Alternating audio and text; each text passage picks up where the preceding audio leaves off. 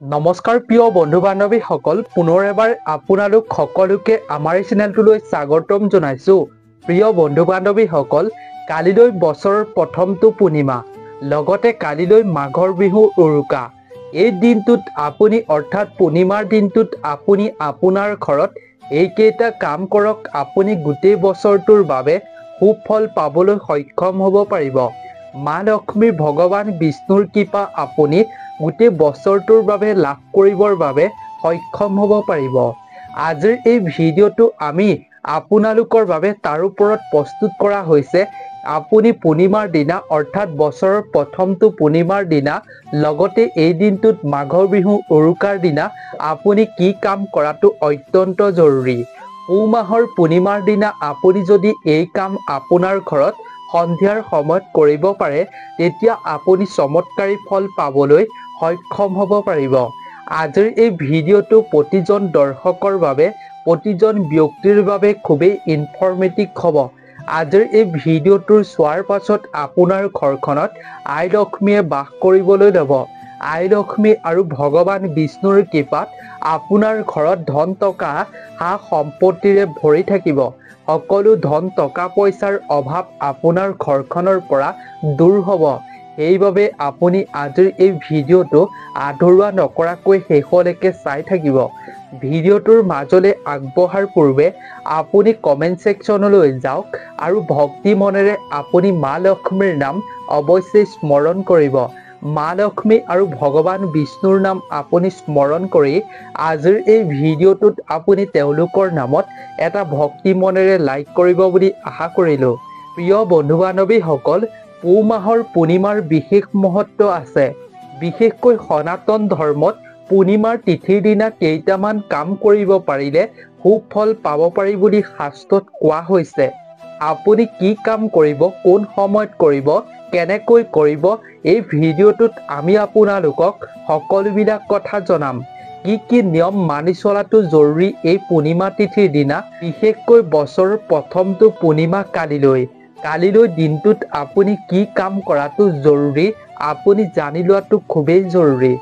ভিডিঅ'টোৰ মাজলৈ আগবঢ়াৰ আগতে আপোনালোক সকলোকে এটা অনুৰোধ কৰিব বিচাৰিছোঁ, যদি প্ৰিয় বন্ধু বান্ধৱীসকল আপুনি প্ৰথমবাৰৰ বাবে আমাৰ চেনেলটোৰ ভিডিঅ' চাই আছে, তেন্তে আমাৰ চেনেলটো ছাবস্ক্ৰাইব কৰি ছাইডত থকা ঘণ্টাৰ দৰে আইকনটো অল কৰি ৰাখিব, যাতে আপুনি প্ৰতিদিনে এটা নতুন কথা জানিব পাৰে এই চেনেলটোৰ জৰিয়তে। তেন্তে বন্ধু বান্ধৱীসকল, বেছি পলম নকৰি আজিৰ এই ভিডিঅ'টোৰ আমি মূল বিষয়বস্তুলৈ আগবাঢ়ো আহক।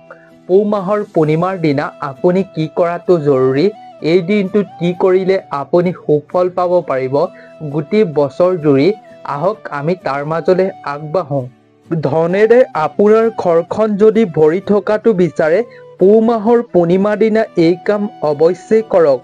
সনাতন ধৰ্মত প্ৰতিটো পূৰ্ণিমা আৰু অমাৱস্যাক অতি গুৰুত্বপূৰ্ণ বুলি কোৱা হয়। এই দুয়োটা দিনেই পবিত্ৰ নৈত স্নান কৰা দান কৰা হয়। হিন্দু পঞ্জিকাৰ অনুসৰি এইবাৰ পুহ মাহৰ পূৰ্ণিমা 13 জানুৱাৰীত পৰিছে। 13 জানুৱাৰী সোমবাৰে পৰিছে। পুৱা 5:03 পৰা আৰম্ভ হ'ব আৰু 14 জানুৱাৰীত পুৱা 3:55 এই পূৰ্ণিমাৰ তিথিৰ শেষ হ'ব। এই পূৰ্ণিমা তিথিৰ দিনা মানুহে পবিত্ৰ নদীত স্নান কৰিলে জীৱনত থকা পাপৰ পৰা মুক্ত হ'ব পাৰি বুলি কোৱা হয়। লগতে সকলো মনোবাঞ্ছাও পূৰণ হয়। এই দিনটোত কিছুমান কাম কৰা হয়, যি কাম কৰিলে আপুনি পুণ্যতা লাভ কৰিব পাৰিব বুলি মান্যতা দিয়া হৈছে। কালিলৈ বছৰৰ প্ৰথমটো পূৰ্ণিমা। হিন্দু শাস্ত্ৰৰ মতে পুহ মাহৰ শুক্ল পক্ষৰ এই তিথিত পুহ মাহৰ পূৰ্ণিমা বুলি কোৱা হয়। হিন্দু ধৰ্মত পুহ মাহৰ পূৰ্ণিমাৰ যথেষ্ট মহত্ব আছে। এই দিনটোত জপ, দান আৰু স্নানৰ খুবেই মহত্ব আছে। প্ৰিয় দৰ্শক, জ্যোতিষশাস্ত্ৰৰ মতে পুহ মাহত সূৰ্য দেৱতাৰ মাহ বুলি কোৱা হয়। এই মাহটোত সূৰ্য দেৱতাক উপাসনা কৰিলে এজন ব্যক্তিয়ে জীৱনত ভাল ফল পোৱা যায়।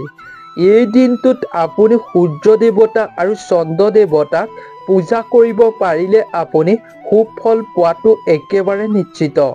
তেন্তে প্ৰিয় দৰ্শক, আহকচোন জানো আমি এই পবিত্ৰ পূৰ্ণিমা তিথিৰ দিনা আমি কি কাম কৰাটো খুবেই জৰুৰী। প্ৰিয় বন্ধু বান্ধৱীসকল, পুহ মাহৰ পূৰ্ণিমা দিনা আপুনি ৰাতিপুৱা সোনকালে উঠি মূল প্ৰৱেশ দুৱাৰত আপুনি হালধিৰে স্বস্তিক চিহ্ন বনাওক। ইয়াৰ পিছত নিৰ্ধাৰিত পদ্ধতিৰে আপুনি ভগৱান বিষ্ণুক পূজা কৰক। তেওঁ 12টা নাম আপুনি জপ কৰক। তাৰ পিছত আপুনি মন্ত্ৰ জপ কৰাৰ পাছত তেওঁক হালধীয়া ফুল আগবঢ়াওক। এনে কৰিলে আপোনাৰ ঘৰখনত থকা আৰ্থিক সমস্যা দূৰ হ'ব, আৰ্থিক অৱস্থা অধিক শক্তিশালী হৈ উঠিব। প্ৰিয় বন্ধু বান্ধৱীসকল, সমাজত মান সন্মান অৰ্জন কৰিবলৈ পুহ মাহৰ পূৰ্ণিমাৰ দিনা আপুনি দুখীয়া তৰ্জনক হালধীয়া ৰঙৰ কাপোৰ দান কৰক। মানসিক শান্তি আপুনি লাভ কৰিব পাৰিব। এই দিনটোত ৰঙা কাপোৰ এখন ভাগৱতত ৰাখক আৰু 11 বাৰ ওম নমো ভাগৱতে বাসুদেৱায় নমঃ এই মন্ত্ৰটো আপুনি 11 বাৰ জপ কৰক সঁচা মনেৰে। তাৰ পিছত আপুনি চকুত গীতা লগাব। এনে কৰিলে ইতিবাচক শক্তি শৰীৰলৈ আৰু মনলৈ সঞ্চৰিত হ'ব। শৰীৰত আপুনি বিভিন্ন সমস্যাৰ পৰা সকাহ পাব পাৰিব। প্ৰিয় বন্ধু বান্ধৱীসকল, পুহ মাহৰ পূৰ্ণিমা দিনা ঘৰত হোমৰ আয়োজন কৰিব পাৰে। এই সময়ত ভগৱান বিষ্ণু আৰু মা লক্ষ্মীক পূজা কৰিব পাৰে। তাৰ পিছত আপুনি আপোনাৰ পৰিয়ালৰ সৈতে হোমৰ জুইত আপুনি প্ৰসাদ আগবঢ়াব পাৰে। হোমৰ সুগন্ধি ধোৱাৰ দ্বাৰা ঘৰৰ পৰিৱেশ বিশুদ্ধ হৈ পৰিব। ইয়াৰ ফলত মনলৈ অপৰিসীম শান্তি আহিব, আত্মবিশ্বাস বৃদ্ধি হ'ব, লগতে ঘৰখনৰ ব্যক্তিসকলৰ আয়ুসো বৃদ্ধি হ'ব। পুহ মাহৰ পূৰ্ণিমা তিথিৰ দিনা আপুনি প্ৰথমে স্নান কৰক। স্নান কৰাৰ পিছত উপবাসৰ প্ৰতিজ্ঞা লওক। তাৰ পিছত ভগৱান বিষ্ণুক ৰীতি নীতিৰ অনুসৰি উপাসনা কৰক। বিষ্ণুক ভোগ আদি আপুনি দি আগবঢ়াই আপুনি আৰতি কৰক। মন্ত্ৰ জপ কৰোঁতে আপুনি ভগৱান সূৰ্য দেৱতাক অৰ্ঘ্য আগবঢ়াব। গোটেই দিনটোত আপুনি শ্ৰীহৰিৰ নামৰ ওপৰত ধ্যান কৰক। ৰাতি চন্দ্ৰ ওলোৱাৰ পিছত ধূপ চাকিৰে আপুনি উপাসনা কৰক।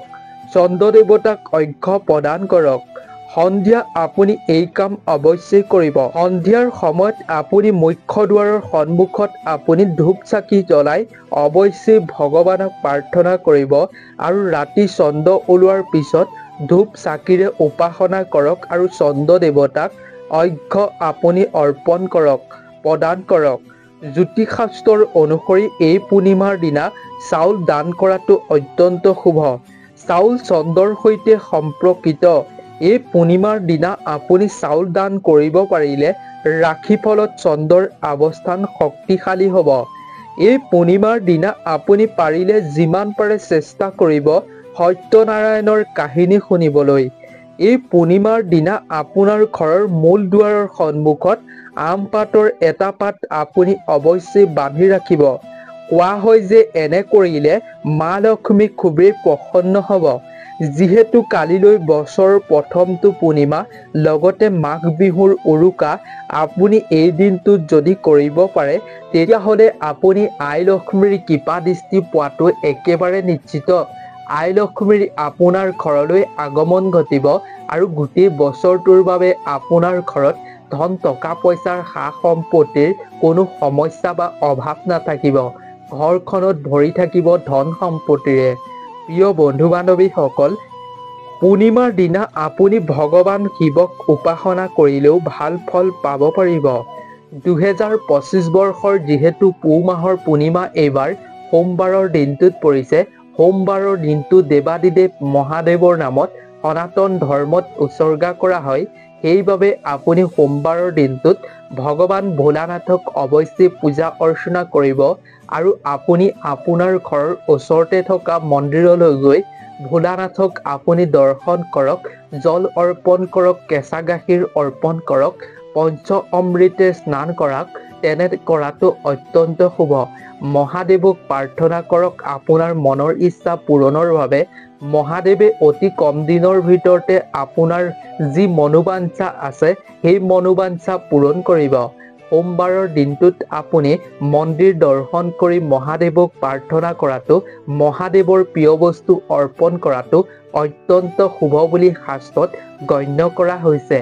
এইবাবে যদি আপুনি বছৰৰ প্ৰথমটো পূৰ্ণিমাৰ দিনা, পুহ মাহৰ পূৰ্ণিমাৰ দিনা মন্দিৰ যাব পাৰে সোমবাৰ পৰাৰ বাবে আপুনি খুবেই শুভ ফল পাব পাৰিব। বিশেষকৈ আপুনি বছৰৰ প্ৰথমটো পূৰ্ণিমাৰ দিনা যাওক, অৱশ্যেই আপুনি সুফল পাবলৈ সক্ষম হ'ব পাৰিব। কেৱল সোমবাৰ পৰাৰ বাবে আপুনি মহাদেৱক পূজা অৰ্চনা কৰিব লাগিব এয়া নহয়।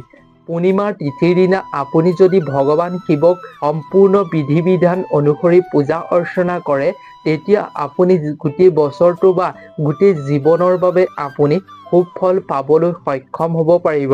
প্ৰিয় বন্ধু বান্ধৱীসকল, বছৰৰ প্ৰথমটো পূৰ্ণিমা পুহ মাহৰ পূৰ্ণিমাৰ দিনা আপুনি লক্ষ্মী দেৱীক সন্তুষ্ট কৰিবলৈ হ'লে আহঁত গছক পূজা কৰাটো খুবেই উচিত। এই দিনটোত আপুনি পূজা অৰ্চনা কৰিলে কোৱা হয় যে দেৱী লক্ষ্মী খুবেই প্ৰসন্ন হ'ব। লক্ষ্মী দেৱীয়ে আহঁত গছত বাস কৰে বুলি কোৱা হয়। সেইবাবে আপুনি পূৰ্ণিমা তিথিৰ দিনা আপুনি যদি আহঁত গছত পূজা কৰে অত্যন্ত শুভ। লগতে আপোনাৰ ঘৰত থকা তুলসী গছজোপাতো আপুনি এগছি শুদ্ধ ঘিউ আপুনি প্ৰদীপ অৰ্পণ কৰিব। তেনে কাৰ্য কৰাৰ ফলত মা লক্ষ্মী আৰু ভগৱান বিষ্ণু খুবেই প্ৰসন্ন হ'ব। প্ৰিয় বন্ধু বান্ধৱীসকল, এইকেইটা কাম আপুনি পূৰ্ণিমাৰ দিনা কৰক। ভক্তি মনেৰে আপুনি গোটেই বছৰটোত পাব পাৰিব সুফল। বিশেষকৈ বছৰৰ প্ৰথমটো পূৰ্ণিমাৰ দিনা আপুনি এই কাম কৰক। গোটেই বছৰটোৰ বাবে আপোনাৰ ঘৰখনত ধন সম্পত্তিৰে ভৰি থাকিব। ধন সম্পত্তিৰ কোনো অভাৱ নহ'ব। সকলো সমস্যাৰ পৰা আপুনি সকাহ পাব পাৰিব। জীৱনত থকা আপোনাৰ পাপৰ পৰা মুক্ত হ'বৰ বাবে আপুনি এই দিনটো স্নান দান কৰাটো খুবেই জৰুৰী। লগতে মকৰ সংক্ৰান্তিৰ দিনাও আপুনি স্নান দান কৰাটো খুবেই শুভ। সেইবাবে আপুনি আজিৰ এই ভিডিঅ'টো আপোনাৰ বন্ধুবৰ্গৰ লগতো শ্বেয়াৰ কৰিব, যাতে তেওঁলোকেও জানিব পাৰে বছৰৰ প্ৰথমটো পূৰ্ণিমাৰ দিনা কি কাম কৰিব লাগে, কি কাৰ্য কৰাৰ ফলত তেওঁলোকেও জীৱনত ভাল ফল পাবলৈ সক্ষম হ'ব পাৰিব। প্ৰিয় বন্ধু বান্ধৱীসকল, আজিৰ এই ভিডিঅ'টো ইমানেই আছিল। আশা কৰোঁ আপুনি ভিডিঅ'টো চাই এটা নজনা কথা অৱশ্যেই জানিব পাৰিলে। যদিহে চাই ভাল পালে তেন্তে আমাৰ এই চেনেলটো ছাবস্ক্ৰাইব কৰিবৰ বাবে একেবাৰে নাপাহৰিব। তেন্তে প্ৰিয় বন্ধু বান্ধৱীসকল, নতুন এটা ভিডিঅ'ত আপোনালোক সকলোকে লগ পাম।